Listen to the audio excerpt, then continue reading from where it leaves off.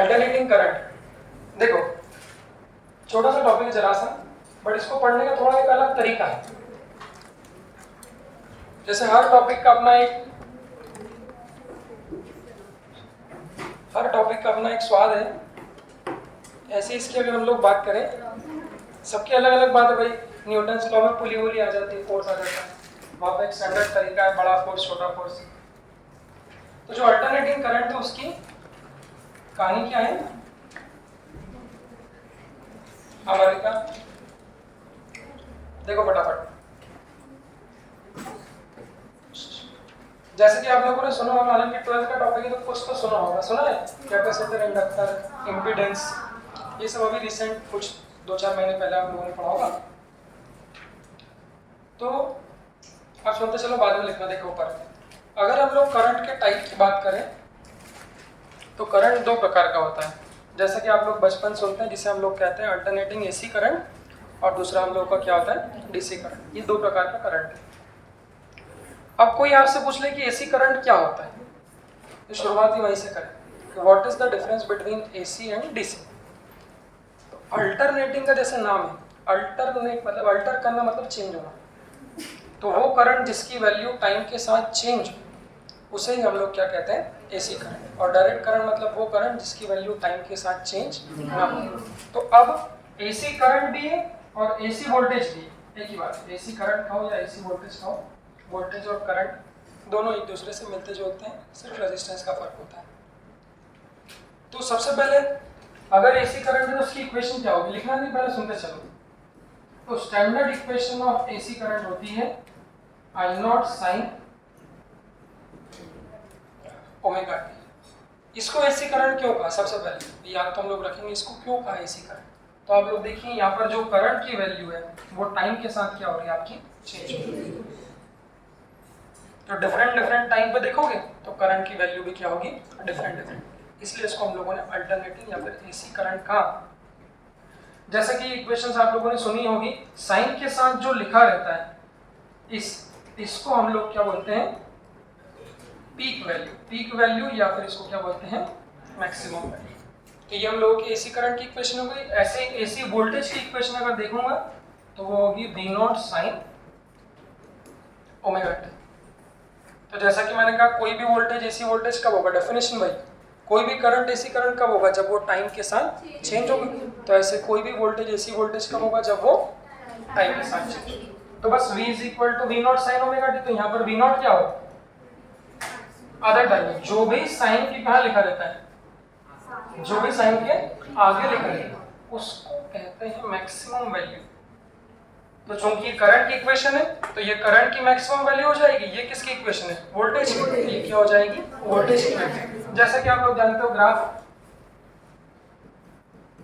अगर मैं कोई भी एसी करंट का ग्राफ बनाऊं तो ग्राफ कैसा बनेगा, इस तरह से। तो यहाँ से भी आप देख सकते हो कि t बराबर 0 पे करंट कैसा था, 0। जैसे जैसे आगे जा रहे हैं करंट क्या हो रहा है, कैसे पता चला, बढ़ रहा है कम हो रहा है, ग्राफ पे कैसे पता चलता है, ग्राफ किधर जा रहा है, ऊपर जाते जाते देखो मैक्सिमम कहाँ तक गया, यहाँ तक। तो इस वैल्यू को ही हम लोग क्या बोलते हैं, पीक वैल्यू या फिर मैक्सिमम। उसके बाद क्या हुआ, कम हुआ, फिर कहाँ मैक्सिमम गया, नेगेटिव। तो इसको भी कहते हैं पीक, बट इसको हम लोग कहते हैं, और फिर ये ग्राफ करते करते यहाँ जाके खत्म हो गया। इसको हम कहते हैं एक कंप्लीट साइकिल।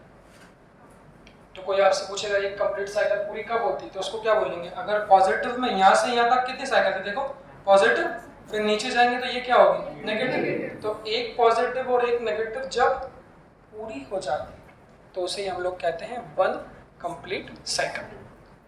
ऐसे जो वोल्टेज का ग्राफ बनेगा वो भी सेम बनेगा। फर्क क्या है, देखो यहाँ पर y एक्सिस पे करंट लिखा है, यहाँ पर y एक्सिस पे क्या लिख देंगे, वोल्टेज।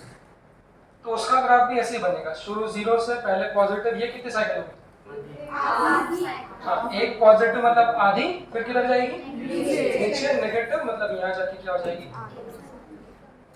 तो इसको भी देख सकते हो कि वोल्टेज की वैल्यू पहले बढ़ रही है, यहाँ तक जाके क्या हो गई, पीक, फिर क्या होगी, कम होते होते यहाँ जाके क्या होगी आपकी माइनस। तो चैप्टर को स्टार्ट करने के लिए सबसे पहले हम लोगों की कहानी है कि अगर एसी करंट एसी वोल्टेज की बात कर रहे हैं तो उसकी वैल्यू टाइम के साथ चेंज होगी।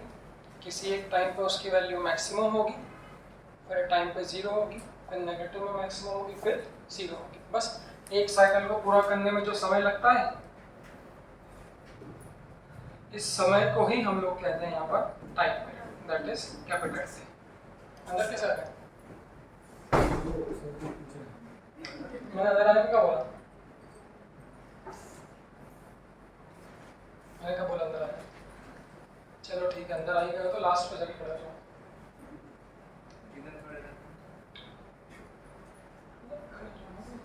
देखो हाँ, तो अब यहाँ पर फिर अगली एक टर्म जो आप लोगों को सुनने को मिलेगी, ऊपर देखें, वो टर्म हम लोगों की होती है टाइम पीरियड। अभी टाइम पीरियड क्या होता है? बचपन से आप लोग सुन रहे हैं, क्या होता है टाइम पीरियड? सुनते ना बचपन से, बहुत सारी जगह है। तो बस उसको यूनिवर्सल पकड़ ले कि कोई भी एसी करंट, आपने कहा एसी तो पॉजिटिव में जाएगी नेगेटिव में जाएगी, तो एक साइकिल को पूरा करने में जितना वो समय लेगी, उस समय को ही हम लोग क्या कहेंगे? Time period. तो हमने बोला एक साइकिल पूरा कहाँ पे किया? यहाँ पे। तो यहाँ से लेके देखो, यहाँ से लेके यहाँ तक का जो टाइम होगा इसको हम लोग कहेंगे। तो बचे उसमें कितने कहेंगे? टाइम कितना होगा? क्या बोलते हो? तो एक साइकिल को पूरा करने में अगर समय t है तो यहाँ पर कितनी साइकिल पूरी होगी? आधी। तो यहाँ जो समय होगा वो t/2, और यहाँ का समय यहाँ पर साइकिल कितनी है? आधी। और अगर मैं यहाँ बात करूंगा तो आधी की भी क्या होगी? आधी। तो आधी t/2, उसकी भी आधी मतलब कितना? t/4। यहाँ पर यहाँ आधी है t/2, यहाँ पर पूरी है t, तो यहाँ पर क्या होगी? बीच की, दैट इज कितना? इस तरह से देखिए आप।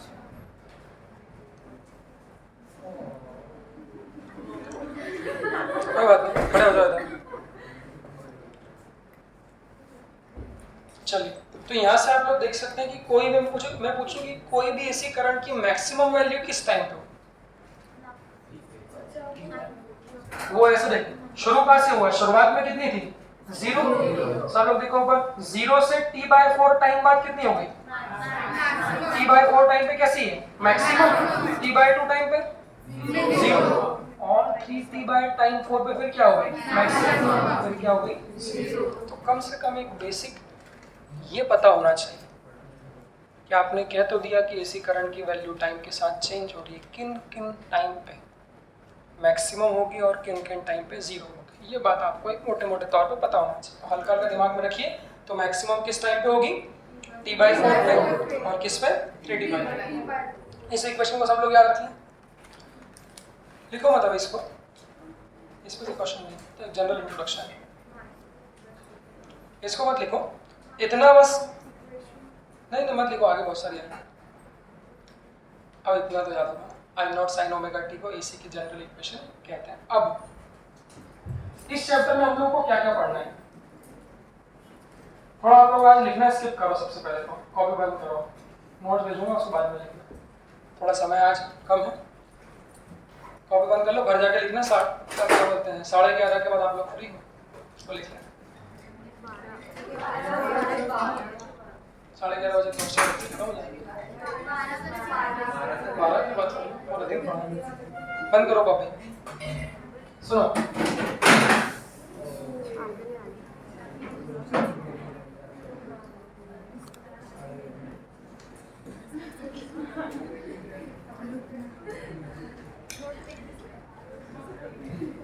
श्रुति आज तुम बाहर हो बेटा। अब लेट, ये तो लेट आए थे 10-15 मिनट, तो मौसम में लेट हो गए। और आज आपको बाहर आना पड़ा। रिकॉर्डिंग दूंगा आज। लो रूम में जाओ।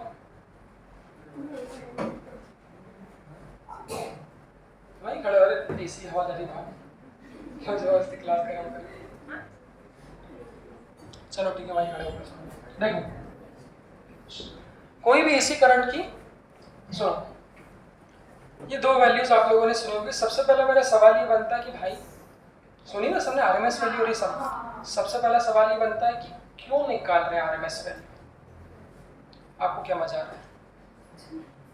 किसको क्या मजा आया आरएमएस निकालने में? भाई सवाल है ना, आरएमएस वैल्यू क्यों निकालते हैं? तो इसका जवाब भी इस ग्राफ में छुपा हुआ है। जैसे कि मैंने कहा कहीं भी एसी की बात कर रहे हैं, स्टैंडर्ड एसी करंट चालू कहाँ से होता है, यहाँ से, फिर पॉजिटिव 0, नेगेटिव में पॉजिटिव 0। देखो यहाँ मान लो ये +10 एम्पियर करंट है, तो यूनिट क्या होगी, एम्पियर होगी। तो 0 से लेके कहाँ तक गया, +10 तक, फिर कहाँ हुआ 0, फिर कहाँ तक गया,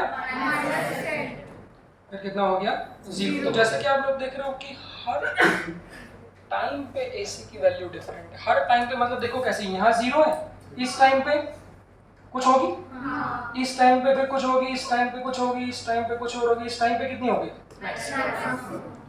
तो भाई चूंकि शुरुआत ही वहीं से करी हमने शुरुआत ही वहीं से करी कि कोई भी एसी करंट है तो उसकी हर टाइम पे वैल्यू डिफरेंट है। अगर टाइम के साथ चेंज हो रहा है तभी वो एसी करंट है।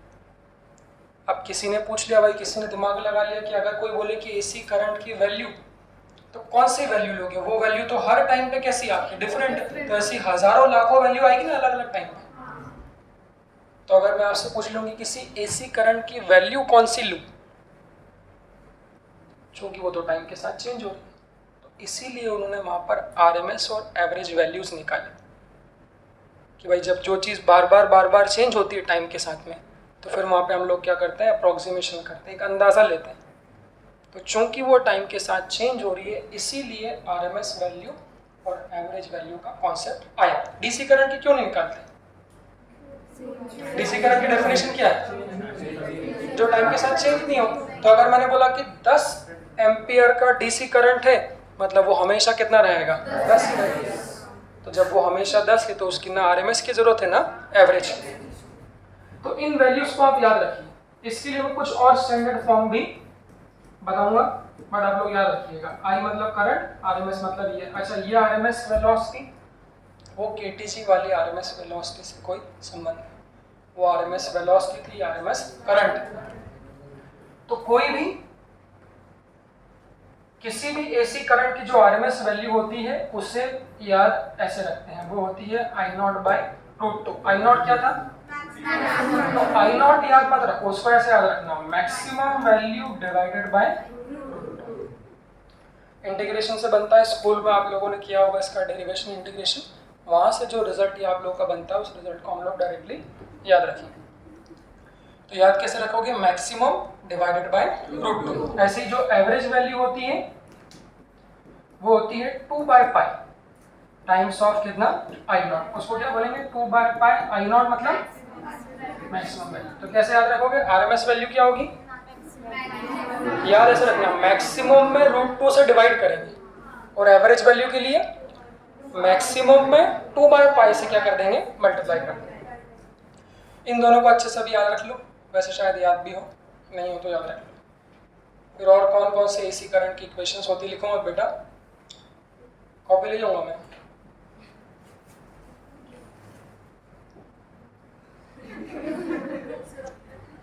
नहीं दूंगा उसको, मैं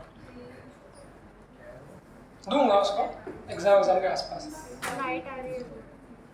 हाँ वो लाइट बंद कर, पीछे वाली लाइट बंद कर।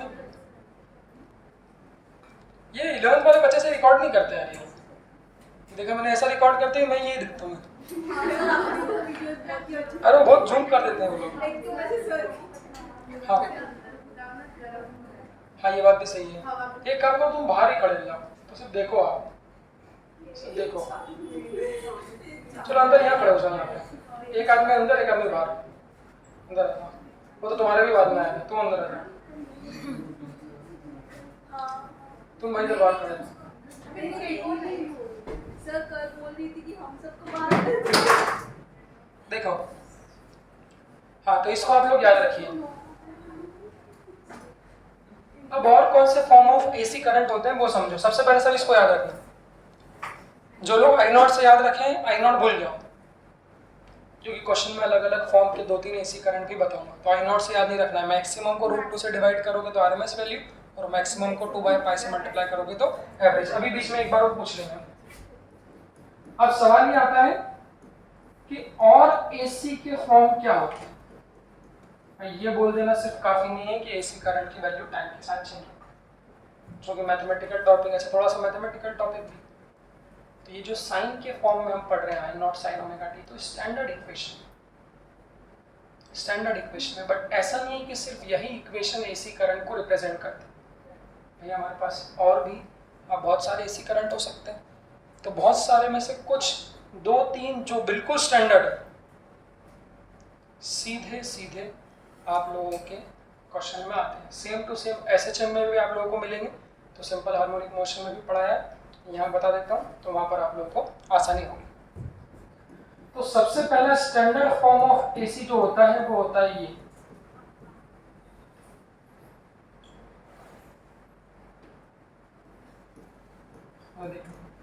ए sine omega T plus B cos omega T. अगर इस तरह की इक्वेशन आप लोगों को दिखती है, सबसे पहले देखो कोई भी एसी करंट है तो वो फंडामेंटल है कि वो टाइम के साथ चेंज होगा। देखो क्या ये करंट टाइम के संग चेंज हो रहा है? कैसे पता चल रहा है? वो वाली का मना कर दी, क्यों बेटा? ये करंट टाइम के साथ चेंज हो रहा है, देखो ना, तो ये करंट किस पे डिपेंड कर रहा है आपका? ओमेगा कह लो या फिर टाइम कह लो, तो वहां पर टाइम के साथ चेंज हो रहा है कि नहीं हो रहा है? तो ये भी एसी करंट की ही इक्वेशन है, बट क्या ये स्टैंडर्ड इक्वेशन है? स्टैंडर्ड कब होती? इसको छुपा लो भाई, अगर सिर्फ ऐसा लिखा होता ए साइन ओमेगा टी, तब आप क्या कह देते? वो कौन सी इक्वेशन है? Standard. But A sine omega T के साथ में क्या है? तो वो स्टैंडर्ड इक्वेशन तो नहीं, बट ये एसी की ही इक्वेशन है। इसको अच्छे से दिमाग में बसा ले। सेम टू सेम इक्वेशन आप लोगों की एसएचएम सिंपल हार्मोनिक मोशन में भी आती है, सेम। तो वहां पर भी क्वेश्चन मिलेगा, यहाँ पर भी क्वेश्चन मिलेगा, इसलिए ध्यान रखना। अगर इस फॉर्म का आता है sign omega T plus cos omega T, मतलब वो भी एसी की ही इक्वेशन है। बस अगर ये एसी की इक्वेशन है तो इस इक्वेशन की मैक्सिमम वैल्यू, जैसे कि हम लोग कहते हैं मैक्सिमम वैल्यू, जिसे कि हम लोग कहते हैं पीक वैल्यू, उसको कैसे निकालते हैं? मैथमेटिक्स के फॉर्म है ये सब, मैथमेटिकल आइडेंटिटी, ट्रिग्नोमेट्रिक आइडेंटिटी से आप निकाल सकते हैं। चूंकि हम लोग ट्रिग्नोमेट्री की बात तो नहीं करते क्रैश कोर्स में, तो इसलिए वो फॉर्म याद रखना, रिपीटर में भी याद रख पाते हैं। तो उसको कैसे सॉल्व करते हैं? देखो, तो जो भी साइन के साथ लिखा, मैंने क्या बोला, साइन कॉस के आगे जो लिखा रहता है वो क्या होती है? तो देखो इस टर्म की सब लोग अच्छे से देखो, जो ये वाली टर्म है ए साइन ओमेगा टी, तो इस साइन ओमेगा टी के आगे लिखा है, ये इसकी पीक वैल्यू, और ये बी भी क्या है भाई? ये कॉस के आगे लिखा है, तो ये कॉस की पीक वैल्यू है, और ये क्या है? साइन की पीक वैल्यू। तो अगर इस तरह से फॉर्म आप लोग का आता है, तो वहां पर जो मैक्सिमम वैल्यू निकालते हैं, सिंपल तरीका है, अंडर रूट जो भी साइन के आगे लिखा हो उसका स्क्वायर ए स्क्वायर प्लस जो भी कॉस के आगे लिखा हो उसका स्क्वायर। तो ये क्या हो गई? ये क्या हो गई? पीक वैल्यू किसकी? अगर ये वाला, हाँ, अगर ये sine omega T plus B cos omega T के फॉर्म इस टाइप का अगर एसी क्वेश्चन में दिया हो, तो उसकी पीक वैल्यू कैसे निकालते हैं? बहुत आसान है, ए बी से याद नहीं रखना। याद कैसे रखना है? अंडर रूट जो भी कोएफिशिएंट है साइन का स्क्वायर प्लस जो भी कॉस का कोएफिशिएंट है उसका स्क्वायर। तो बस मैंने क्या बोला, ये तो उसकी पीक वैल्यू मिल गई। तो इस करंट की आरएमएस वैल्यू रिवाइज करते हैं। आरएमएस वैल्यू क्या होती है?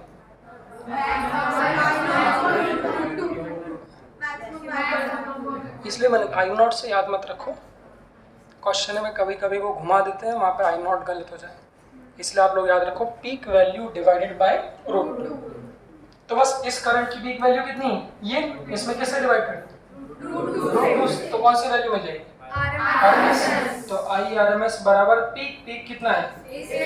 Plus B square divided by. और बस इसी करंट की एवरेज वैल्यू निकालनी है, तो क्या करें? आई नॉट से 2/पाई से मल्टीप्लाई किसमें? तो बहुत से लोग ये नहीं जानते कि एसी के बहुत सारे फॉर्म होते हैं। हालांकि वो बात अलग कि ज़्यादातर क्वेश्चंस में हमारा आई नॉट साइन ओमेगा टी इस्तेमाल होगा, बट कुछ क्वेश्चन ही आपको डायरेक्ट ऐसे मिले, वो बोल देंगे ये एसी की इक्वेशन है, इस एसी की इक्वेशन की आरएमएस वैल्यू बताओ। अभी रिसेंटली शायद 2-3 साल पहले कोई एक डिफरेंट फॉर्म भी पूछा था, तो उसमें से एक फॉर्म तो ये है। दूसरा जो रूप है, भाई रूप है एसी, वो उनके रूप है अलग अलग। जैसे ये सबसे पहले आप देखना, क्या ये स्टैंडर्ड फॉर्म है या फिर नहीं? स्टैंडर्ड फॉर्म कब होता? कॉस नहीं होता, सिर्फ तो हाँ ऐसे कंपेयर कर करके याद हो जाए कि सिर्फ आई नॉट साइन ओमेगा टी होगा तो स्टैंडर्ड फॉर्म है, अगर उसके साथ कुछ और है, प्लस में कर रहे हो, मल्टीप्लाई में कर रहे हो, मतलब वो स्टैंडर्ड फॉर्म नहीं है। सीधे बैठो बेटा। तो भाई ठीक है। हाँ क्या ये करंट टाइम के साथ डिपेंडेंट है? हाँ। तो ये करंट किसके साथ डिपेंडेंट है? टाइम के साथ, मतलब ये कैसा है? AC current. हालांकि हर करंट जो टाइम के साथ डिपेंडेंट हो वो एसी हो ऐसा जरूरी नहीं है। क्यों जरूरी नहीं? हालांकि वो आगे की बात है, जब उनकी आरएमएस एवरेज वैल्यू निकालेंगे तो वो सेटिस्फाइड नहीं होगा, वो सब थ्योरेटिकल बात है। बट अभी फिलहाल तो हमारे लिए यही सही है कि हाँ ठीक है, अगर करंट टाइम के साथ चेंज हो रहा है तो वो एसी का। बस अब इसको स्टैंडर्ड फॉर्म में कन्वर्ट करना पड़ेगा भाई। अगर सिर्फ आई नॉट साइन ओमेगा टी है तो वो स्टैंडर्ड है, तो बाकी जो भी है वो सब स्टैंडर्ड नहीं है, उनको कन्वर्ट करना पड़ता है मैथमेटिक्स की मदद से। तो इसको भी कन्वर्ट करेंगे तो साइन टू थीटा का फॉर्मूला कन्वर्ट करते हैं, तो इसको जब स्टैंडर्ड फॉर्म में कन्वर्ट करेंगे तो वो क्या बनेगा देखना।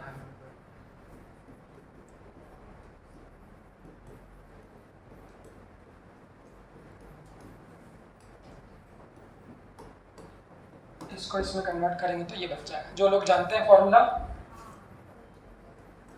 वो लोग लिख देता हूँ, जो लोग नहीं जानते वो याद रखेंगे। सुना है साइन टू थीटा? अगर नहीं सुना हो तो उसको याद रख लेना, डायरेक्ट इसको याद रखो। अगर सुना हो तो साइन टू थीटा बराबर होता है 2 sine theta into cos theta. तो यहाँ से साइन थीटा कॉस थीटा के प्रोडक्ट को क्या लिख सकते हैं? डिवाइड कर दो उसको मेरे से, तो उसको क्या लिख देंगे? Sign to theta divided by 2, तो वो क्या बन जाएगा आपका? Sine theta cos theta. तो यहाँ पर देखो दिख रहा है ये क्या है? साइन थीटा इंटू ये क्या है? Cos theta. इस पूरे की जगह क्या लिख दूंगा? 2 थीटा बाई 2। तो यहाँ थीटा कितना है देखो? Omega T. तो जो भी यहाँ थीटा है, थीटा उसमें किसका मल्टीप्लाई हो जाएगा?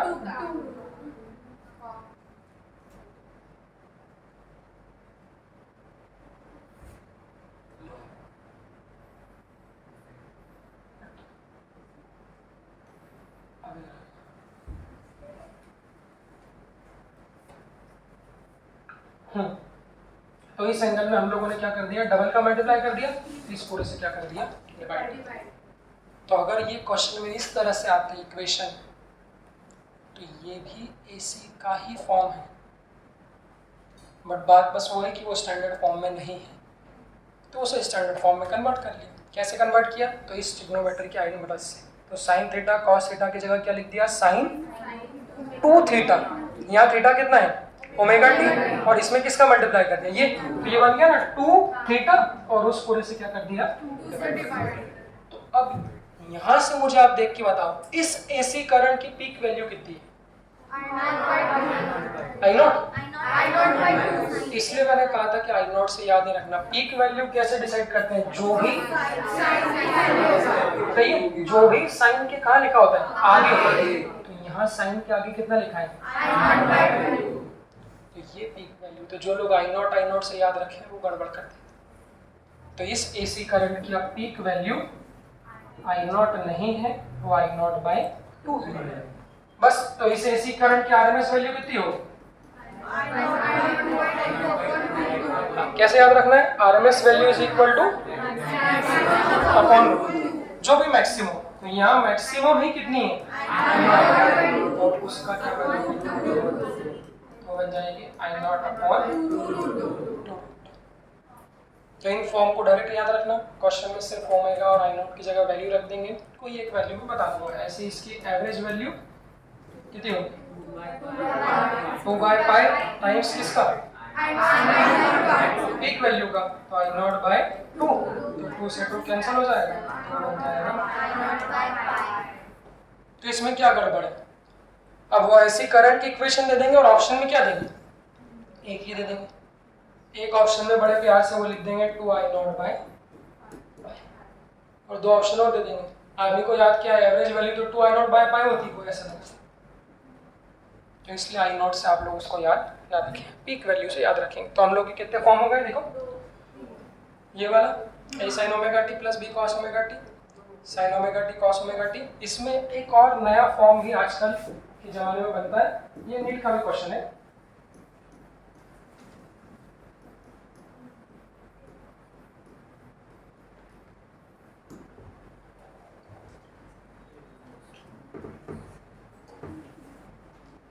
आदत से मजबूर है मतलब, कुछ नहीं कर सकते इसका। हाँ बेटा देखो, ये स्टैंडर्ड फॉर्म है, स्टैंडर्ड कब होगा? अगर ये नहीं होता तो या is equal to B sine omega T, एक sine omega T I naught cos sine omega T, ये सब क्या स्टैंडर्ड फॉर्म, बट इसके साथ साथ क्या जुड़ा है? ये भी जुड़ा है। तो ऐसे डिसाइड कर कि भाई स्टैंडर्ड फॉर्म है या नहीं। तो पहला वाला कौन सा था? ए साइन ओमेगा टी, कौन सा था? दिमाग तेज रखो, A sine omega T plus A cos omega T, ये नॉन स्टैंडर्ड फॉर्म नंबर 1 था। दूसरा वाला पिछला I naught into cos omega T, तीसरा ये। अब इसमें भी एक बात है कि इसकी आरएमएस वैल्यू और इसकी एवरेज वैल्यू कैसे निकालेंगे?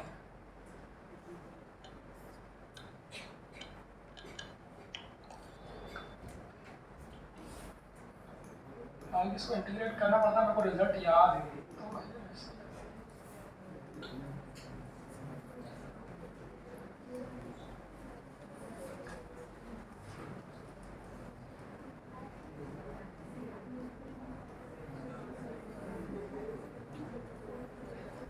ये है वैसे,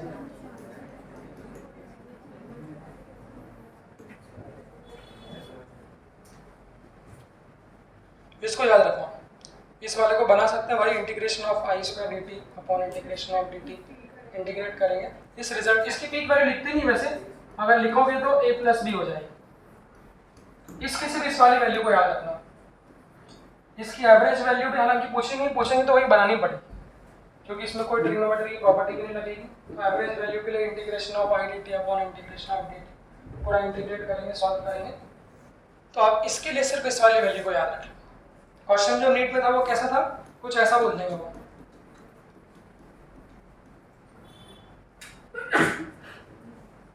अगला पन्ना क्वेश्चन जो बोलेंगे वो कैसे बोलेंगे, एक बार कुछ क्वेश्चन लिख देता हूँ मैं।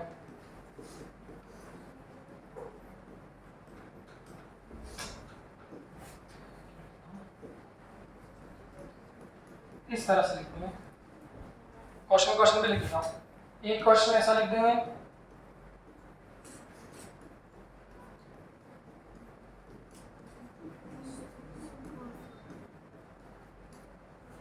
ऐसा न्यूमेरिकल वैल्यू ऐसी है, सिर्फ ए बी और ओमेगा की जगह वो लोग क्या करेंगे, चेंज करेंगे। इसकी पीक वैल्यू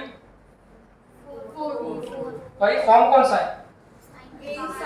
ए साइन, ये वैल्यू किसकी है? Omega T plus B cos omega T. तो पीक वैल्यू इसकी कितनी आएगी?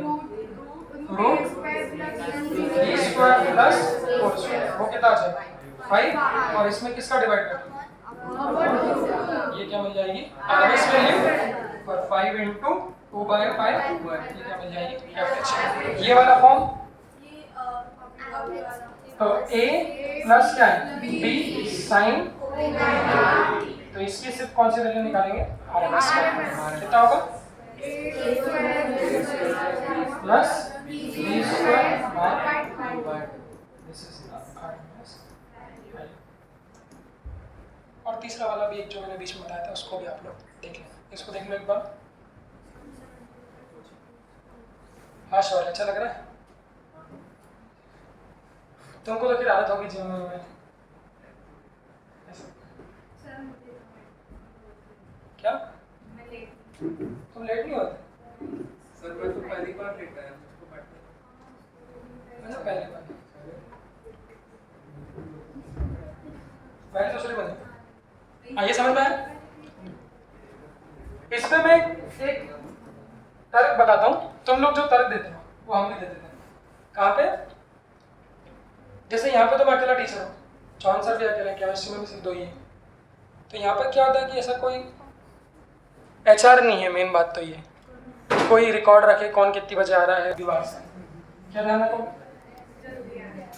बस। ज़्यादा मैं मान नहीं रहा हूँ यार। हाँ अब गर्मी लग गई ना? वो मतलब रोज खुला है ना, तो एसी की हवा बाहर ही नहीं इतना फर्क नहीं पड़ता। नहीं सर, बाहर से फर्क पड़ता है। चलो बेटा बंद कर दो, तुम भी अंदर आ जाओ, खड़ा हो जाओ। इसको बंद कर दो, ये इसी सारे टाइम पास है। देखो अब इस टॉपिक को पढ़ाने का एक तरीका है, ये तो आरएमएस वैल्यूज की बात कर ली। अब इसमें अगर तुम लोगों को थोड़ा बहुत ध्यान हो तो क्या क्या टॉपिक आते हैं।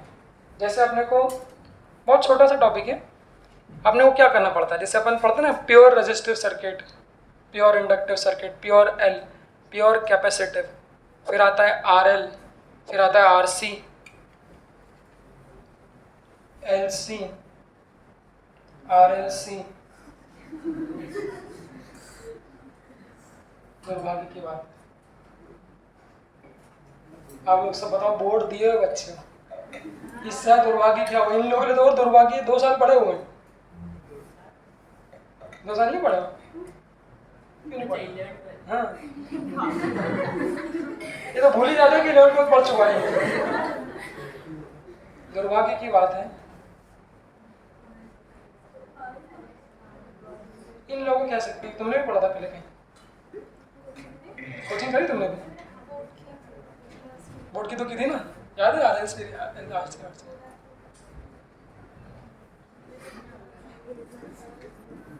चलो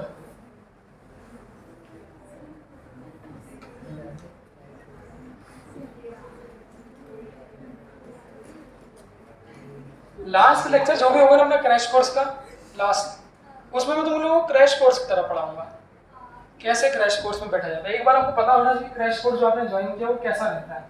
लास्ट वाला जो भी टॉपिक होगा फुल क्रैश कोर्स स्टाइल। देखो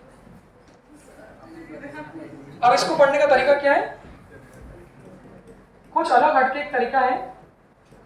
अब देखो अगर मैं इंडिविजुअल सर्किट्स पढ़ाऊंगा, किसे पार पढ़ा रहे हैं, एल पढ़ा रहे हैं, फिर सी पढ़ाएंगे, फिर आर और एल को मिलाएंगे, फिर आर और सी को मिलाएंगे, फिर एल और सी को मिलाएंगे, तो ऐसे 6 सर्किट हो जाएंगे। फिर आर एल सी को मिला देंगे तो 7वां हो जाएगा। तो इसको पढ़ने का तरीका क्या है, रिपीटर में भी सजेस्ट करते हैं, हालांकि वहाँ समय रहता है तो इंडिविजुअल पढ़ा देते हैं। बट इसको पढ़ने का एक स्मार्ट तरीका क्या है कि आप बहुत अच्छे से आरएलसी को पढ़ लो। भाई इसमें रेजिस्टेंस भी आ गया, एल मतलब क्या है इंडक्टेंस, और सी मतलब कैपेसिटेंस, तीनों आ गया। अगर इसको आप अच्छे से पढ़ लोगे, आरएलसी पढ़ लिया तो सी हटा दोगे तो क्या बन जाएगा, सी हटा दोगे तो क्या बन जाएगा आरएल, एल हटा दोगे तो आरसी, ये हटा दोगे तो एलसी, दोनों हटा दोगे तो सारे फॉर्मूले सी होंगे। तो एक बार बहुत अच्छे तरीके से आप लोग आरएलसी पढ़ लो तो उससे हम लोग बाकी सर्किट को भी सॉल्व कर सकते हैं। फिर वो प्रैक्टिस का विषय रहेगा, जैसे क्वेश्चन प्रैक्टिस करोगे वैसे आप लोग को आएगा। हालांकि सबसे ज़्यादा क्वेश्चन भी इस पे से बनते हैं, आरएलसी पे से, क्योंकि इस पे से रेजोनेंस पढ़ाऊंगा अभी, रेजोनेंस फ्रीक्वेंसी और रेजोनेंस पे से क्वेश्चन बहुत सारे बनते हैं इसमें। तो अब ये क्या होता है, यहाँ पर थोड़े से शब्द आप लोगों को जो मिलेंगे वो लीड लैग, लीड लैग सुने, करंट लीड कर रहा है, करंट लैग कर रहा है, ऐसे कुछ शब्द आप लोगों को मिलेंगे। कुछ मैथमेटिकल पॉइंट है, कुछ फॉर्मूले हैं, वो फॉर्मूले में आप लोगों को याद कराऊंगा। अब देखो उसमें कौन कौन से फॉर्मूले अच्छे से याद रखना, कोई लिखना मत, बहुत ध्यान सुनना, क्योंकि बहुत बड़ा नहीं, बस यही इस चैप्टर का मुख्य पार्ट है। सबसे पहला फॉर्मूला होता है XL। कुछ टर्मिनोलॉजीज है, वो टर्मिनोलॉजीज में आप लोगों को बोलते हैं। जैसे X यहाँ पर एक टर्मिनोलॉजीज है, उस X को समझाने के पहले बचपन से आप लोग पढ़ रहे हैं, हालांकि हम लोगों ने पढ़ लिया करंट इलेक्ट्रिसिटी में रेजिस्टेंस क्या होता है। रेजिस्टेंस का मतलब क्या होता है, रेजिस्टेंस भले किसी का भी हो, रेजिस्टेंस का मतलब क्या होता है, अपोजिशन। अब हर आदमी कुछ ना कुछ रेजिस्टेंस प्रोवाइड कर सकता है। जैसे ये, इसके भी पढ़ने में बहुत सारे रेजिस्टेंस होंगे, इसके भी पढ़ने में रेजिस्टेंस, इसके भी। कहने का मतलब क्या है कि हर डिवाइस कुछ ना कुछ रेजिस्टेंस क्या करता है, ऑफर करता है। तो रजिस्टर, अच्छा ये 2 टर्म है, रजिस्टर और रेजिस्टेंस में फर्क है। रजिस्टर मतलब क्या हो गया, ये डिवाइस हो गया, और रेजिस्टेंस क्या हो गया, उसकी प्रॉपर्टी। तो रजिस्टर जो रेजिस्टेंस प्रोवाइड करेगा वो उसकी प्रॉपर्टी। तो रेजिस्टेंस के साथ साथ यहाँ पे क्या है, और इंडक्टेंस। तो जैसे कि मैंने कहा, उसको याद कैसे रखोगे कि हर डिवाइस करंट को कुछ ना कुछ अपोजिशन प्रोवाइड करेगा। ये कोई पीछे क्यों रहे, ये बोला हम भी करंट को रोकेंगे, ये बोलेगा हम भी करंट को रोकेंगे, और ये बोलेगा हम भी करंट को रोकेंगे। कहने का मतलब क्या है कि चाहे इंडक्टर हो, चाहे कैपेसिटर हो, चाहे क्या हो, रेजिस्टर हो, वो सब के सब क्या करेंगे, करंट को रोकेंगे। मतलब करंट को क्या, रेजिस्टेंस प्रोवाइड करेंगे। तो पहली टर्म आती है XL, देसी भाषा में XL को कहता हूं सिंपल में इंडक्टर का रेजिस्टेंस। डिफाइन कैसे करेंगे, it is the resistance to the current offered by inductor. इसका मतलब मैंने क्या बोला, हर आदमी कंट्रीब्यूट करेगा ना, तो इंडक्टर भी करंट को रोकेगा, कैपेसिटेंस भी क्या करेगा, रोकेगा। तो एक्सेल क्या है, it is the resistance current. किसने ऑफर किया, इंडक्टर। देसी भाषा में इंडक्टर जो करंट को रोकेगा, कितने से रोकेगा, उसी को हम लोग कहते हैं एक्सेल। यहाँ पर कुछ लैंग्वेज भी है, उस लैंग्वेज को भी आपको यहाँ पर याद रखना पड़ेगा। थोड़ा धीरे धीरे आराम से सुनना। उसको हम लोगों ने क्या लिखा, दिख रहा है आपको, उसको हम लोगों ने कहा इंडक्टिव रिएक्टेंस। याद कैसे रहेगा, रिएक्टेंस और रेजिस्टेंस क्या होता है, सेम। और इंडक्टिव मतलब किसका, इंडक्टर। तो वहां पर नाम आएगा, नाम से पहचाने। तो अगर वो कहते हैं इंडक्टिव रिएक्टेंस मतलब इंडक्टर का ही रेजिस्टेंस, तो उसका फॉर्मूला छोटा सा फॉर्मूला होता है, वो फॉर्मूला है ओमेगा इंटू एल। यहाँ पर कुछ फॉर्मूले हैं, सीधे सीधे आपको याद रखना पड़ेंगे, इसलिए अभी हाथों हाथ आप लोग साथ साथ मेरे याद करते चले। ओमेगा क्या है, ओमेगा से कुछ याद आता है नहीं, तो सुन लो। ओमेगा को कहते हैं एंगुलर फ्रीक्वेंसी। इसका फॉर्मूला होता है 2 पाई एफ। एफ क्या है, फर्क है, एफ इज द फ्रीक्वेंसी और ओमेगा क्या है, एंगुलर फ्रीक्वेंसी। याद रहेगा सबको। और एल मल्टीप्लाई कर दो एल। एल को हम लोग कहते हैं क्या, हाँ वही होती है वैसे, 2 पाई एफ और 2 पाई बाई टी वही है, सारे ओमेगा सेम है। हाँ, तो उसको 2 पाई एफ भी लिख देते हैं, 2 पाई बाई टी भी लिख देते हैं, सर्कुलर पढ़ेंगे हम लोग अभी, और थीटा बाई टी भी लिख देते हैं। अभी फिलहाल आपको क्या रखना है कि ओमेगा होता है आपका 2 पाई एफ और एल क्या होता है, इंडक्टेंस। तो यहाँ से आपको क्या देख के समझ में आ रहा है, देखो जो एक्स एल है वो ओमेगा पे कैसे डिपेंडेंट है, तो एक्सएल प्रोपोर्शनल टू ओमेगा। फिर से बोलो, एक्सएल क्या है, देसी भाषा में इंडक्टर का रेजिस्टेंस और अंग्रेजी भाषा में इंडक्टिव रिएक्टेंस। बस ये फर्क है कि करंट इलेक्ट्रिसिटी में बार बार हम लोग रेजिस्टेंस कहते थे, यहाँ पर रेजिस्टेंस शब्द को ही पलट कर उन्होंने क्या बोल दिया, रिएक्टेंस। तो रिएक्टेंस रेजिस्टेंस एक ही है। तो यहाँ से एक बात क्या समझ में आ रही है कि इंडक्टर का जो रेजिस्टेंस होता है वो एंगुलर फ्रीक्वेंसी के क्या होता है, प्रोपोर्शनल। तो एक क्वेश्चन छोटा सा आपको ऐसा भी मिल जाएगा, अगर मैं ग्राफ बनाऊं, अच्छे से देखना बच्चों, इसके बीच ग्राफ, किस किस के बीच ग्राफ हो गया, तो y एक्सिस पे लिख दिया इंडक्टर का रेजिस्टेंस और x एक्सिस पे क्या लिख दिया, फ्रीक्वेंसी। तो दोनों कैसे हैं, डायरेक्टली प्रोपोर्शनल। डायरेक्टली प्रोपोर्शनल मतलब उनका ग्राफ ऐसा आएगा, शेप। तो ये हम लोगों ने पढ़ा पहले इंडक्टर का रेजिस्टेंस। दूसरा फॉर्मूला जो इस चैप्टर में पढ़ना है, बारी बारी कंपेयर करोगे तो मुझे लगता है अभी याद हो जाएंगे।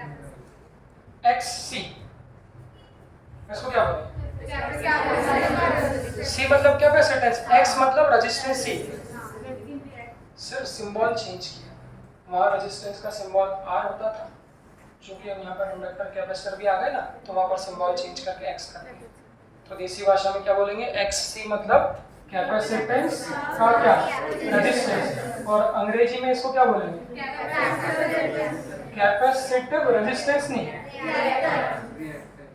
रिएक्टेंस।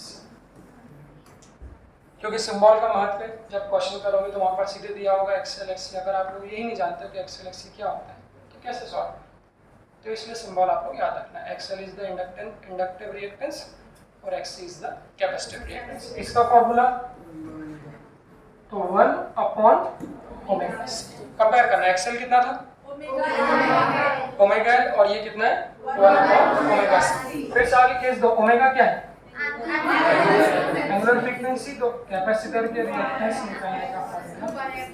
यहाँ से डिपेंडेंसी क्या है, कैपेसिटर का रिएक्टेंस, तो कैपेसिटर का जो रेजिस्टेंस है वो फ्रीक्वेंसी के इनवर्स है। देखना इनवर्सली मतलब क्या, अगर फ्रीक्वेंसी बढ़ाओगे कैपेसिटर का रिएक्टेंस कम। फिर इस पे एक क्वेश्चन आप लोगों को ग्राफ मिल जाएगा और खड़ा होकर बातें करना। अच्छा, एक ही बन जाएगा। तो अगर मैंने ग्राफ बनाया कैपेसिटर के रेजिस्टेंस के बीच और किसके बीच, ओमेगा के बीच, तो रिलेशन कैसा है, इनवर्सली। अब जो लोग नहीं जानते इनवर्सली प्रोपोर्शनल का ग्राफ कैसा आता है, इसको क्या बोलते हैं, रेक्टेंगुलर हाइपरबोला या नॉर्मल हाइपरबोला। तो फर्क है। तो एक्सेल और ओमेगा में ग्राफ कैसा था, रिवाइज करो। क्योंकि डायरेक्टली प्रोपोर्शनल था, यहाँ इनवर्सली तो कैसा हो जाएगा, ये 2 पॉइंट सीखा। तीसरा सीखना है हम लोगों को कंपेयर करना। देखो क्या था, आर पढ़ लिया, आप तो जानते ही, एक्सेल पढ़ लिया, ये इंडिविजुअल रेजिस्टेंस है। आर मतलब रजिस्टर का रेजिस्टेंस, एक्सेल मतलब इंडक्टर का रेजिस्टेंस, एक्सी मतलब कैपेसिटर। चौथा टर्म यहाँ पे आने वाला है जेड। अच्छा बनता है थ्री में, कारण क्या है?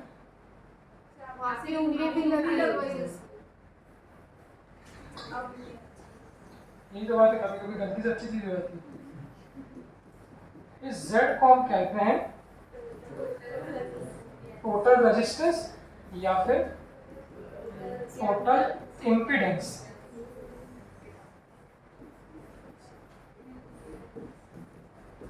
शब्दों को कंपेयर करना। तो रिएक्टेंस किस किस के लिए यूज किया गया है, एक्सेल और एक्सी के लिए। इसको क्या बोलेंगे, इंडक्टिव रिएक्टेंस, कैपेसिटर रिएक्टेंस। तो रिएक्टेंस शब्द सिर्फ डिफरेंशिएट करने के, भाई रजिस्टर के लिए रेजिस्टेंस यूज कर लिया, इंडक्टर कैपेसिटर के लिए रिएक्टेंस यूज कर लिया।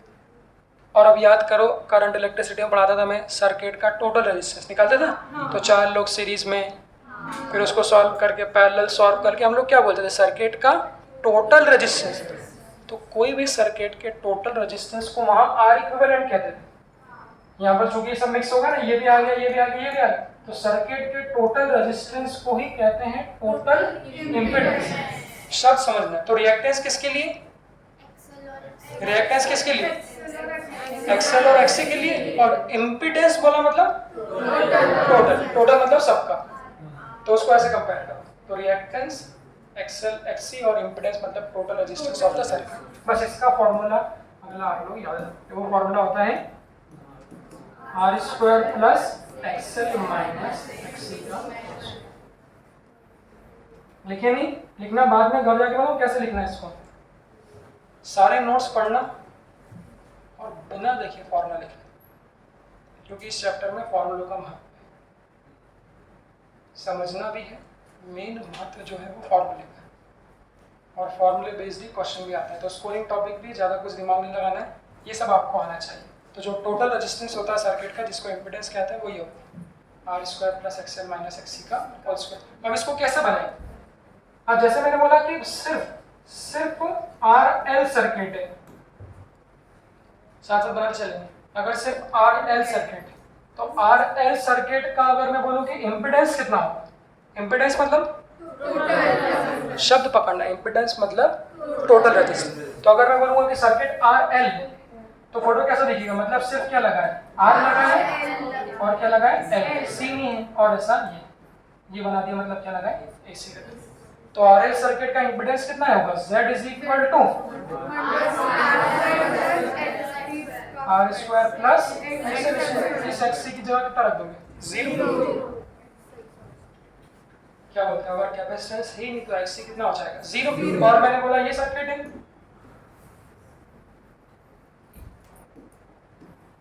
और मैंने बोला ये सर्किट आरसी। तो आरसी में क्या कर दोगे, एल हटा दोगे। बोलूंगा कैसा बनेगा, कैसा, देखो ये आर है और ये क्या होगा, सी, और इसको किससे कनेक्ट कर दोगे, एसी सोर्स। तो पूछेंगे कैसा, find the impedance of RC circuit. फिर रिवाइज करते हैं। इम्पीडेंस मतलब रिएक्टेंस मतलब ये याद है, क्योंकि यहाँ पर एक समस्या ये आएगी, बहुत से लोग वो शब्द बहुत पास पास है, तो आपको कई बार ये कंफ्यूजन हो सकता है कि क्या निकालने को बोला है। अगर रिएक्टेंस बोलेगा तो एक्सएल एक्सी और इम्पीडेंस बोलेगा मतलब टोटल। तो यहाँ पर इस आरसी सर्किट का जेड कितना हो जाएगा? Under root plus XC square. ऐसे ही एलसी भी हो सकता है, सिर्फ एल भी हो सकता है और ये भी हो सकता है। अगर मैं बोलूँ एक और, चलो सिर्फ प्योर एल ले लिया, प्योर एल, प्योर एल मतलब क्या? आर भी जीरो हो जाएगा और एक्सी भी कितना हो जाएगा? फोटो कैसा दिखेगा? नहीं, फोटो दिखेगा कैसे? ये सी और सिर्फ क्या लगा दोगे?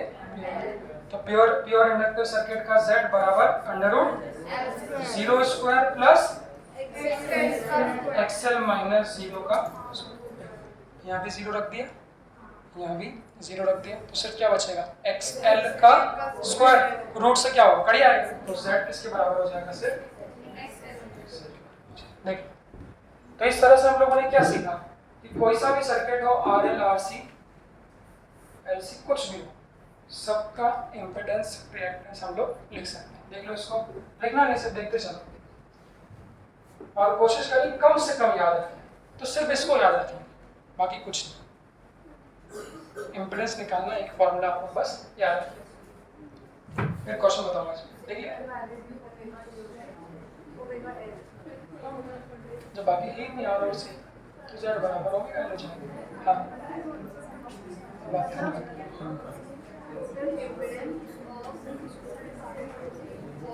Total impedance is equal to resistance of inductor. देखिए भाई, मतलब देखिए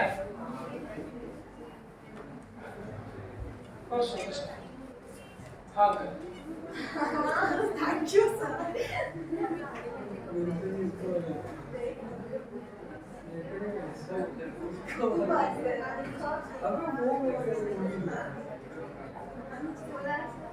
दोनों यहाँ देखो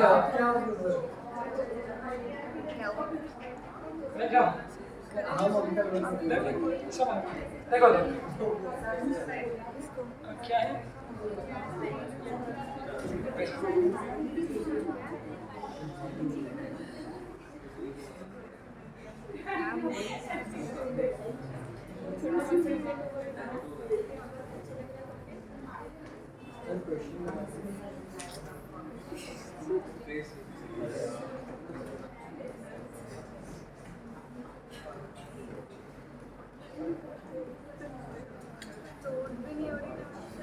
हाँ बेटा, बातें तुम लोग को तो लगा जैसे 2 मिनट बोला कि बातें कर लो अपनी से बची हुई। क्यों बेटा शबरी, ये वाली बातें कर लो। देखो, इसको भी याद रखने की स्मार्ट ट्रिक क्या है, कैसे इस पर क्वेश्चन बनाएंगे।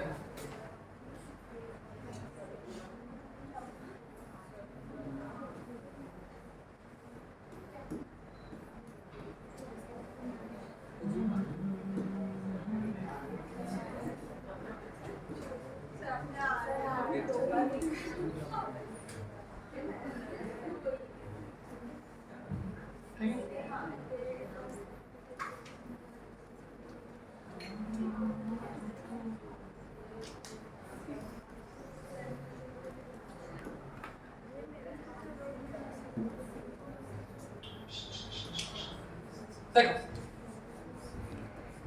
ये फाइन, इस चैप्टर में एक चीज आई, उसको कैसे स्मार्टली समझाना है वो देखो। फेज डिफरेंस एक यहाँ पर टर्म है, ज्यादातर क्वेश्चन आप लोगों को कहीं ना कहीं फेज डिफरेंस से डील करना है। बहुत से बायोलॉजी वाले बच्चे तो फेज डिफरेंस उनके छोड़ो, उनको लगता है फेज डिफरेंस मतलब कोई बहुत बड़ी बात आ गई। तो आप लोग उससे ऐसा ना लें, फेज डिफरेंस हमारे लिए कोई काम का नहीं। हमारे लिए फेज शब्द का सिर्फ मतलब काम का है। फेज का मतलब होता है एंगल, एक ही बात है। तो जहाँ जहाँ फेज शब्द आता है वहाँ वहाँ आपको याद रखना है एंगल। तो अगर मैं कहूँगा फेज डिफरेंस मतलब जिनमें दो की बात करें, तो यहाँ पर होगा क्या इस चैप्टर में? करंट होगा और वोल्टेज होगा। तो थोड़ा सा दोस्ती करो, मैं आगे बोलूँगा phase difference between current end voltage. तो जैसा कि मैंने कहा, बहुत से लोग सोचेंगे क्या पता कोई बड़ी बात है, क्या होगा phase difference between current end voltage मतलब क्या? करंट और वोल्टेज के बीच कितने एंगल का डिफरेंस है। बस हमारे लिए क्वेश्चन को सॉल्व करने में इतना पर्याप्त है।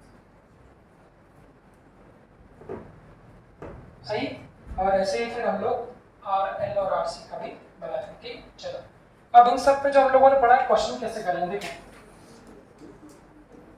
अच्छा क्वेश्चन कराऊंगा तो बिना देखे सबको याद आना चाहिए भाई ना। सुनो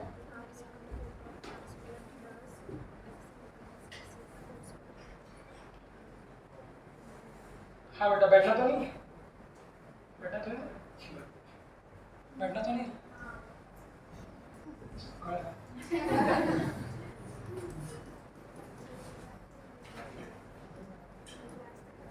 हाँ बैठना तुम।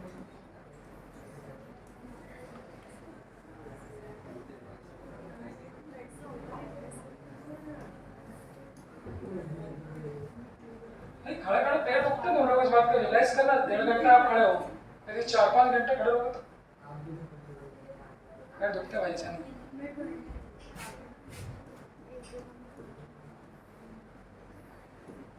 यहाँ पे तो इस कुर्सी का मैंने इस्तेमाल ही नहीं किया आज तक कभी। क्या बोला आपने, कुछ देखा नहीं बैठते हैं?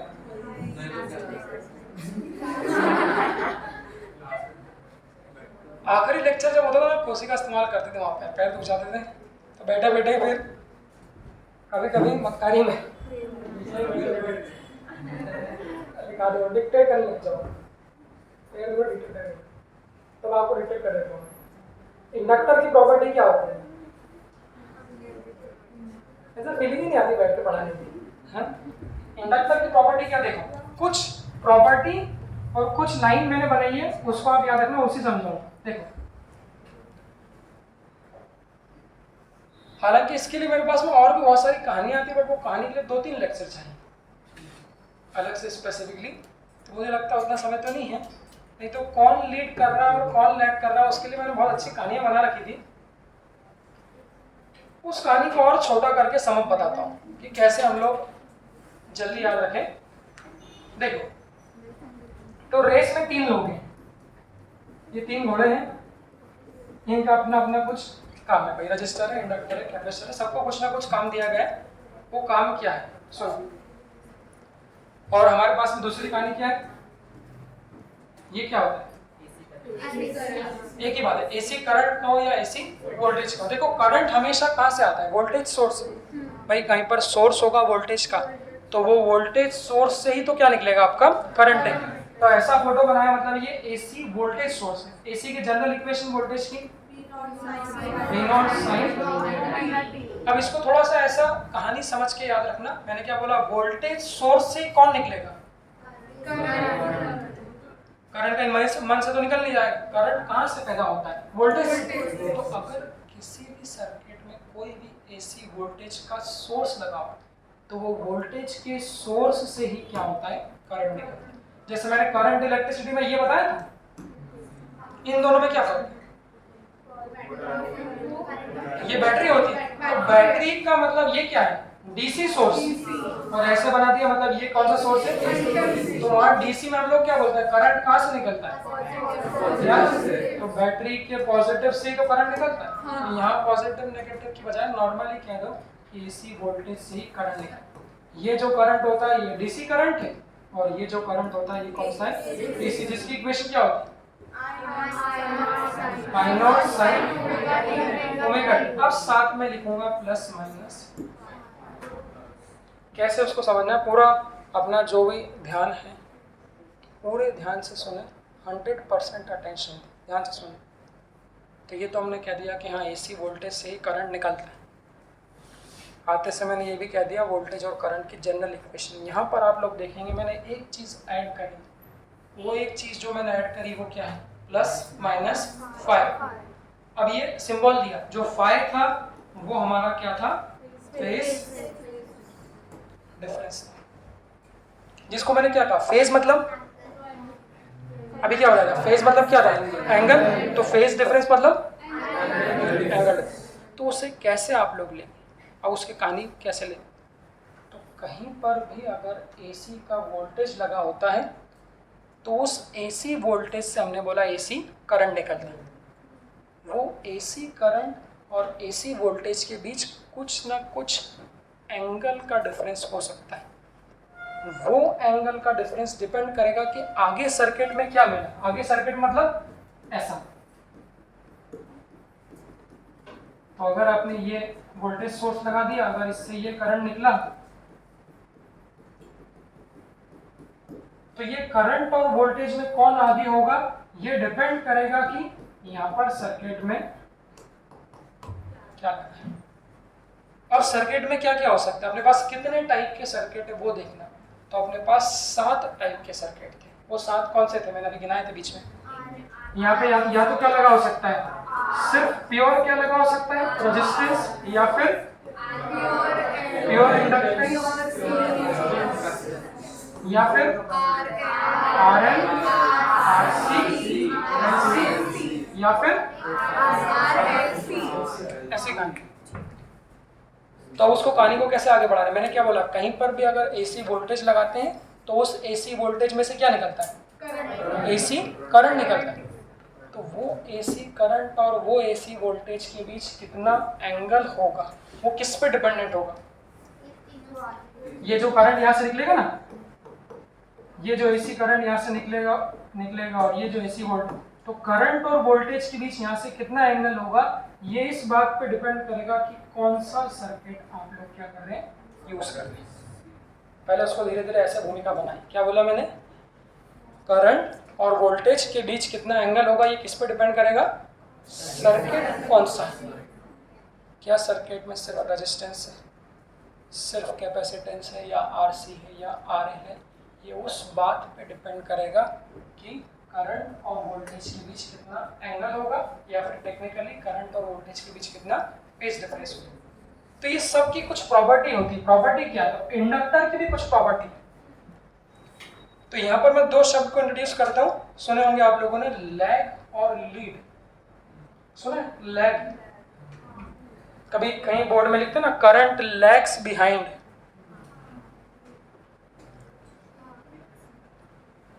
बारहवीं पास हो, बारहवीं हो गए तुम लोग जैसे रटते थे, सब रटते थे, तो ये सब शब्द तो आते नहीं कभी।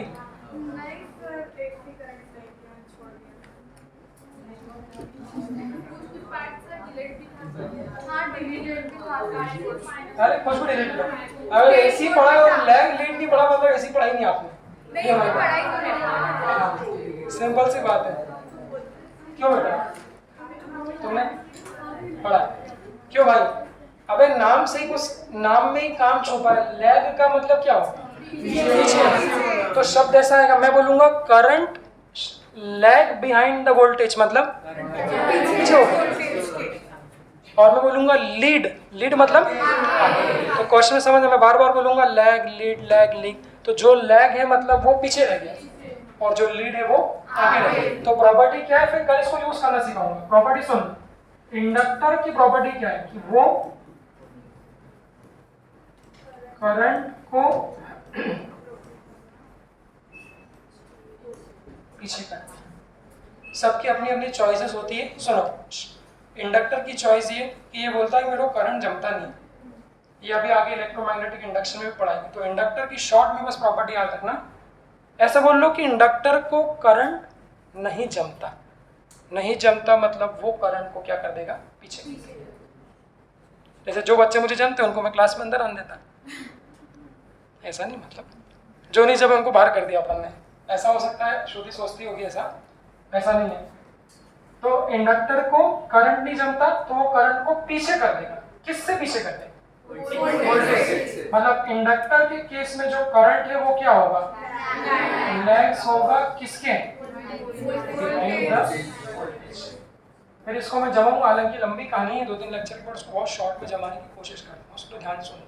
तो इंडक्टर के केस में करंट लैग करता है वोल्टेज से। तो कैपेसिटर इंडक्टर का उल्टा होता है भाई। इंडक्टर को अगर करंट नहीं जमता तो कैपेसिटर को कौन नहीं जमेगा, तो जो नहीं जमेगा उसको क्या कर देगा, वो पीछे कर देगा। तो कैपेसिटर किसको पीछे करेगा, वोल्टेज। तो कैपेसिटर के केस में अब देखो एक ही बात बोलना उचित है, अगर वोल्टेज पीछे हो गया तो करंट क्या हो जाएगा, आगे। एक बात बोलो, सिर्फ करंट के टर्म्स में बोलो, कैसे बोलोगे? तो इंडक्टर को कौन नहीं जमता? करंट। तो वो करंट को क्या कर देगा? लैग कर देगा। कैपेसिटर को कौन नहीं जमता? वोल्टेज। तो वो करंट को आगे, एक ही बात, वोल्टेज को पीछे कर देगा, करंट को आगे। तो एक ही बात बोले, तो कैपेसिटर में करंट लीड करेगा किससे? वोल्टेज। और ये तो साधु है। साधु है मतलब क्या है? उसको कोई दिक्कत नहीं।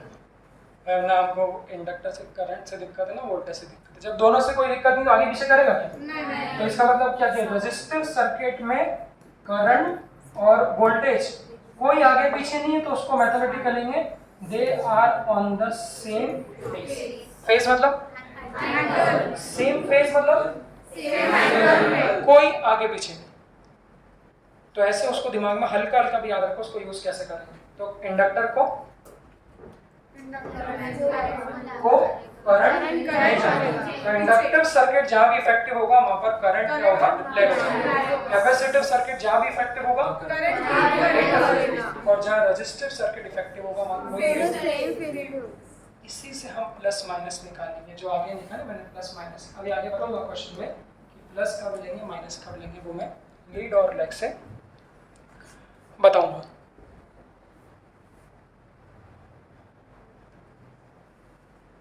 ठीक है,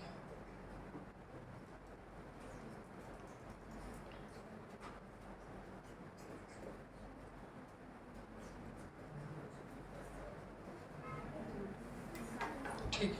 अब देखो इसमें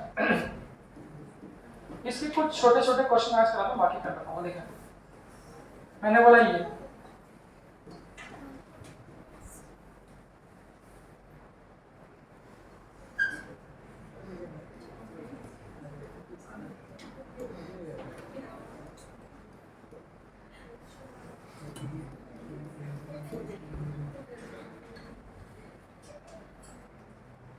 कौन बज रहा है? मम्मी किसका मोबाइल है ये? क्या कर रहा है? क्यों कर लो?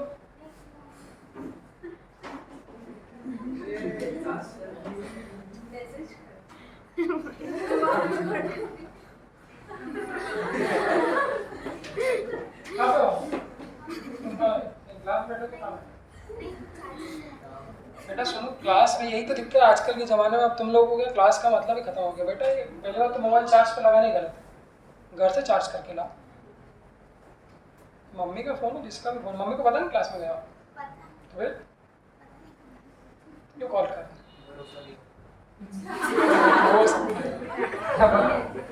नहीं बोल हाँ देखो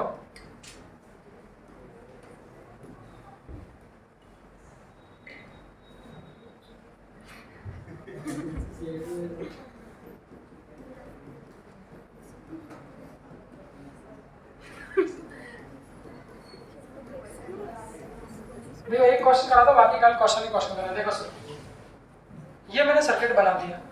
अब यहाँ से क्या क्या सिखाना है? सर्किट सामने आपके, वोल्टेज की इक्वेशन आप लोगों के सामने। आप क्या क्या पहचानेंगे जो मैंने पढ़ना सिखाया उसमें आप लोग सब लोग। सबसे पहले कौन सा सर्किट है?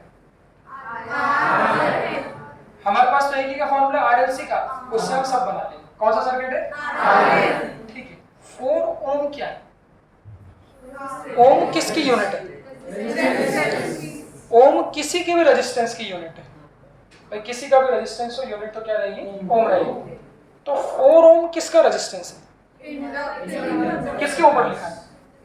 ये क्या है? रेजिस्टर। और ये क्या है? इंडक्टर। तो बेटा जो इंडक्टर के ऊपर लिखा है वो किसका रेजिस्टेंस है? Inductor. So this 4 ohm is the resistance of inductor. Symbol क्या था? सिंबल की तो महत्व। तो XL मतलब क्या? इंडक्टर का रेजिस्टेंस। तो यूनिट से पहचानना, कहीं भी ओम लिखा है मतलब वो रेजिस्टेंस है। तो ये किसकी वैल्यू हो गई? XL की। और ये I किसका होगा? ये किसकी वैल्यू हो गई? R। तो रेजिस्टर का रेजिस्टेंस और इंडक्टर का रेजिस्टेंस मतलब R और XL की वैल्यू अपने को दी हुई है। ये किसकी इक्वेशन है? वोल्टेज। इसको रीड करो। जनरल इक्वेशन क्या होती है? V = V0 sin omega. तो ये वैल्यू ओमेगा और ये वैल्यू तो peak value of voltage is 100 and the angular frequency is 25। अब यहाँ से क्या क्या लिखा है? जो सबसे मुख्य बात होती है वो हमें करंट की इक्वेशन लिखना है। कल लगभग इस पर बहुत सारी बात करें कि क्वेश्चन में वोल्टेज की इक्वेशन दी होती करंट के लिए थी, जो कि मेरी कहानी थी कि हमेशा करंट कहाँ से निकलता है? वोल्टेज से निकलता है। और वो करंट आगे होगा, पीछे होगा या सेम फेज में होगा, ये किस पर डिपेंड करेगा? सर्किट कौन सा है उसको ऐसे तो RL है RC है उस पर डिपेंड करेगा कि करंट आगे है या पीछे। इसलिए मैंने यहाँ पर लिखा अभी प्लस माइनस। हाँ, अभी यहाँ मैंने लिख दिया प्लस माइनस, तो इसका मतलब प्लस मतलब आगे और माइनस मतलब पीछे। अगर प्लस माइनस लिखा मतलब हमको अभी नहीं पता। चलो उसको इस्तेमाल करें। कैसे? अब जो फॉर्मूले पढ़े उस फॉर्मूले को याद करना। मैंने क्या बोला? कहीं पर भी फेज डिफरेंस निकालना है करंट और वोल्टेज में तो एक ही फॉर्मूला था, उसको यूज करें। क्या था? उसको याद रखो, tan phi बराबर XL minus XC upon phi क्या था? वही याद, करंट और वोल्टेज के बीच फेज डिफरेंस। बस वो एक लाइन याद है कि वोल्टेज से ही करंट निकलता है और वो आगे पीछे हो सकता है, वो डिपेंड करेगा सर्किट। तो कितना आगे पीछे होता है उसका एक ही फॉर्मूला है बस। और हमेशा आप किसी को लिखो अकॉर्डिंग टू द क्वेश्चन मिटा देना। तो सी है ही नहीं तो इसको मिटा देना। तो यहाँ पे एक्सेल की वैल्यू कितनी आ जाएगी? 4 और आर की वैल्यू कितनी? 3। 10 में 4/3 किस पे होती है? किस पे होती है? हाँ, अब है कल परसों भी यूज आया था। 3/4 होती तो 37 डिग्री पे होती और अगर 4/3 होती तो वो किस पे होती है? याद रखना सब लोग। हाँ, तो यहाँ पर 5 की वैल्यू कितनी हो जाएगी? 4/3 मतलब कितना? 53। 5 क्या है? एंगल मतलब फेज डिफरेंस किसके बीच? ये तो दो चीजें समझना, phase difference between current end voltage. अब सुनो सब लोग ध्यान से। तो ये फॉर्मूले से बच्चों, ये फॉर्मूले से तो हमको वैल्यू मिलती है। यहाँ आपने बोल दिया कि सर करंट और वोल्टेज के बीच जो एंगल है वो 53। अभी भी मैंने यहाँ पे क्या लिखा है? Plus minus. तो ये नहीं पता कि 53 डिग्री कौन आगे है। भाई 53 डिग्री करंट भी आगे हो सकता है और 53 डिग्री वोल्टेज भी आगे। तो उसके लिए मैंने सिखाया प्रॉपर्टी। प्रॉपर्टी क्या? इंडक्टर क्या करता है? क्या इस सर्किट में कैपेसिटेंस है? नहीं। रेजिस्टेंस तो कैसा है? साथ। उसको कोई मतलब नहीं। तो यहाँ पर इंडक्टर क्या करेगा? डोमिनेट करेगा, तो वो करंट को क्या कर देगा? पीछे। और ये 53 डिग्री किसका एंगल हो गया? इन दिस द 53 डिग्री तो करंट क्या कर रहा है? किसके पीछे? कितने एंगल से? तो इस फॉर्मूले से सिर्फ क्या मिलेगा? वैल्यू। 10 phi वाले फॉर्मूले से सिर्फ वैल्यू मिल जाएगी। बाकी लीड लैग हम डिसाइड करेंगे प्रॉपर्टी से। तो अगर इंडक्टिव इफेक्ट डोमिनेंट है तो करंट क्या करेगा? पीछे करेगा। तो अब हमको मिल गया कि इस करंट की इक्वेशन में प्लस आएगा कि माइनस आएगा? क्यों? लैग मतलब पीछे, पीछे मतलब minus. Product of plus minus. तो यहाँ पर क्या आ जाएगा? माइनस, और वो भी कितना? 5 मतलब। तो हमारा मेन काम करंट की इक्वेशन को लिखना है। तो फेज डिफरेंस निकाल लिया। एक और चीज लिखना है, ये आई नॉट क्या था? हाँ, ये आई नॉट क्या है? पीक वैल्यू या मैक्सिमम वैल्यू। अब करंट लिखने के लिए बच्चों हमेशा ओम्स लॉ का इस्तेमाल करें। ओम्स लॉ का इस्तेमाल करें। V इज इक्वल टू क्या होगा? R की जगह R। और मैं बोलूंगा इस चैप्टर में ये R इक्विवेलेंट तो हम लोग करंट इलेक्ट्रिसिटी में बोलते थे। यहाँ पर टोटल करंट को क्या लिखते हैं? सॉरी, यहाँ पर टोटल रेजिस्टेंस को क्या बोलते हैं? रिएक्टेंस की इम्पीडेंस। तो ohm's law V is equal to I into total. तो I की वैल्यू क्या होगी? V bye. इस चैप्टर में हर जगह अगर करंट निकालना है तो वोल्टेज अपॉन C निकालना है। तो बस अगर I नॉट निकालना है तो V नॉट अपॉन C। बस बाकी कल करना है। वो अच्छा खड़े हुए। तो कल इसमें हम लोग सिर्फ क्वेश्चन करेंगे। आज आपका काम क्या रहेगा कि आप सिर्फ इन फॉर्मूले को याद रख के रखना। कल इसमें रेजोनेंस की कंडीशन भी बताऊंगा और वो रेजोनेंस पे क्वेश्चन भी बताऊंगा। ठीक है?